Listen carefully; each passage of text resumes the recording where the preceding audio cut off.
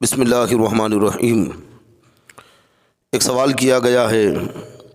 کہ washing machine میں ناپاک کپڑے دھو سکتے ہیں یا نہیں، یعنی واشنگ مشین میں اگر ناپاک کپڑے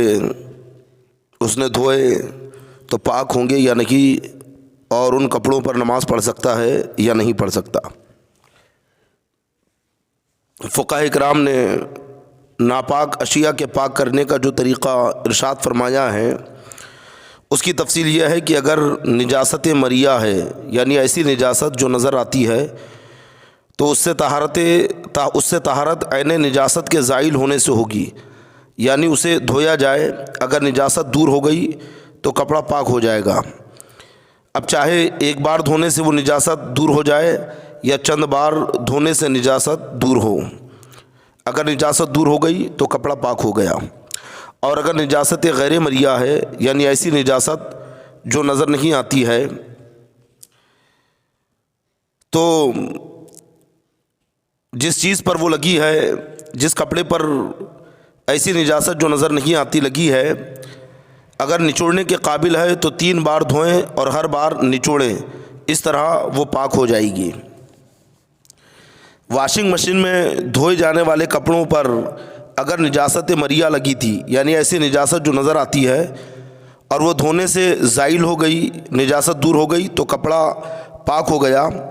ان کا پہننا جائز ہے اور ان میں نماز بھی درست ہے۔ اور اگر نجاست زائل نہیں ہوئی تو ان میں نماز ناجائز ہے، یعنی وہ کپڑا پہن کر نماز نہیں پڑھ سکتا۔ اور اگر نجاست غیر مریہ لگی تھی تو ان کو واشنگ مشین یا اس جیسے کسی چھوٹے ٹب وغیرہ میں دھونے کی صورت میں 3 بار دھونا اور نچوڑنا ضروری ہے۔ 3 بار دھوئے اور نچوڑے تو کپڑا پاک ہو جائے گا۔ البتہ واشنگ مشین میں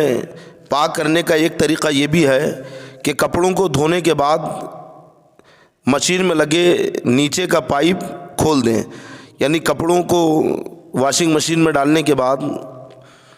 اور جو نیچے کا پائپ ہے اسے کھول دیں، اور پھر دیر تک اوپر سے پانی بہاتا رہے اور مشین چلتی رہے یہاں تک کہ غالب گمان ہو جائے کہ نجاست دور ہو گئی، یعنی نیچے کا پائپ آپ کھول دیں اور اوپر سے مشین میں پانی ڈالتا رہے، یہ مائع جاری ہو گیا۔ اور مائع جاری میں کپڑا نچوڑنے کی ضرورت نہیں ہے، بلکہ غالب گمان کا اعتبار ہے۔ اب آپ کو اس بات کا یقین ہو گیا کہ نجاست دور ہو گئی، کپڑا پاک ہو گیا، تو گویا اب مشین بند کر دیں، کپڑا پاک ہو گیا، اس کپڑے پر نماز درست ہے، جائز ہے، وہ کپڑا بھی پہن سکتے ہیں آپ۔